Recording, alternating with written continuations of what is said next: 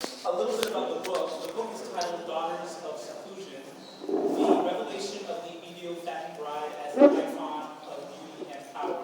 And it's a slight conversion, well actually in many ways it's a big conversion from my doctoral work at Yale, where I encountered what I consider a curious object in the Yale University Art Gallery. You would have to understand,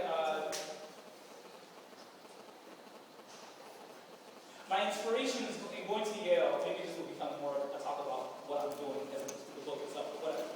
My inspirations for going to Yale were to work on my art while dealing with lynching photography, in the U.S. I was very much interested in African American art objects, and I became a convert into the world of African art when I encountered this sculpture of a fattened bride. I don't have a slideshow here, but the sculpture is in the book. This is what the sculpture looks like. Of a fattened bride. And that's in the Yale University Art Gallery. We're getting a front view of it. It's about this large. It has articulated limbs. The limbs move, so we know it's a puppet. It was used by a fraternity, a warrior fraternity in southeast Nigeria, in Ibibio land, known as ICOM. And ICOM, although they're warriors, they're the warrior elite, and those kind of enforcers of the law, they had a cyclical 7-year ritual in which, or during which time they would have theatrical productions using puppets such as these, and men were the ones who always dealt with puppetry and sounds and masking. And whenever the puppet of the fattened bride appears, it is when they're having a conversation about women who are virtuous, or a woman who is powerful, or a woman who has an inner beauty. So it's not that whenever they would perform the fattened bride that they were talking specifically about the fattened bride. It's just that the image of the fattened bride literally demonstrated, because of the premium that's put on the ritual itself, the image of the fattened bride always signals or somehow brings to the front conversations about femininity and purity and beauty. And so I became very, very, very interested in the sculpture for a number of reasons. I grew up in the U.S. for the most part. I lived in Nigeria for a little bit of time, and I'm American born and raised for the most part. But I grew up with very Nigerian parents, and hearing things like my big sister being told, when you get old enough, we're going to send you away to the fattening house, and so on and so forth, so you can get married. And that was normal conversation in our home. We knew that there was such a thing called a fattening house. We didn't understand what it meant, but we knew what it was. But imagine going to your friends, and saying, hey, you ever heard about a fattening house? And people looking like you're kind of crazy. But the thing is, it was normal for us. So even as Ibibio diaspora raised in the U.S., we had some kind of sensitivity to the cultural traditions of my people, and so that curiosity, that intrigue that was always there, came to the front when I went to Yale, and I became an African art convert, and decided to go into this direction. The long story short is that I had an opportunity to travel to Nigeria twice while I was at Yale. One was to, it really was a celebration, not a time of mourning, celebrate the passing of my grandfather. And if you've never been to, if you ever have a chance to, go one day to a homegoing service for African Americans. I don't know how much writing there is on our rituals, but a West African commemoration for a village chief is unlike anything I've ever seen in my life.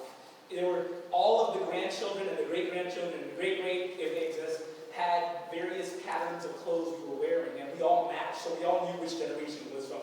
it was crazy, and it was all like planned, and there were ambulances going up and down the streets to, let us know that the chief is dead, and all of these interesting modern devices, and somehow communicating the power of this man.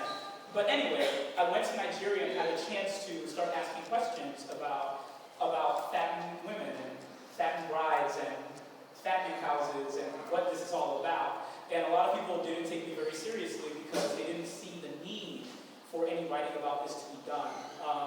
But a lot of those people are now beginning to thank me for somehow recording the little bit of this that I could.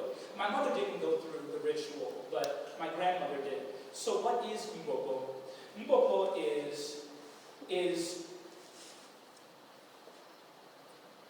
is a number of things.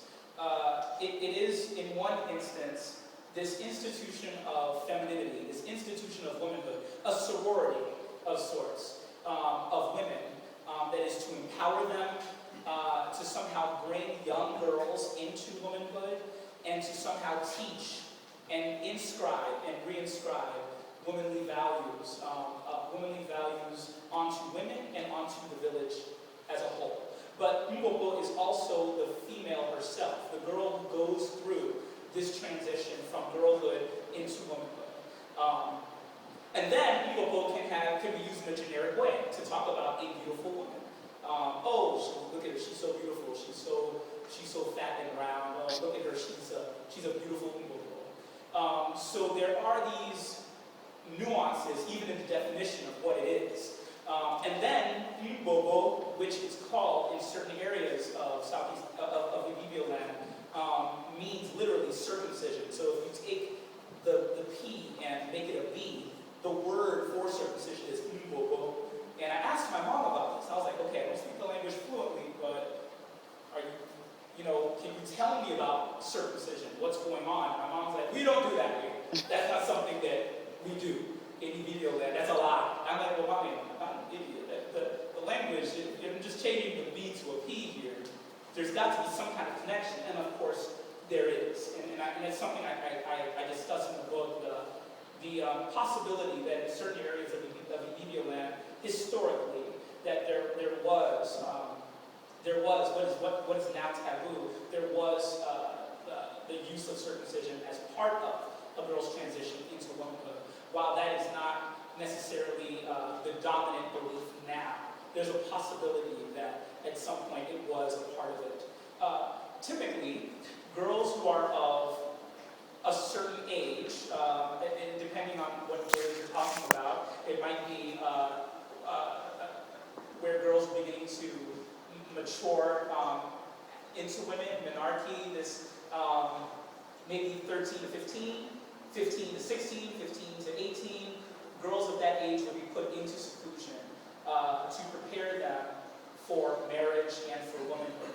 And seclusion could last anywhere from 2 weeks to 2 years, depending on the village that you're talking about, depending on the region, depending on if she's a first daughter or a second daughter, because those things matter.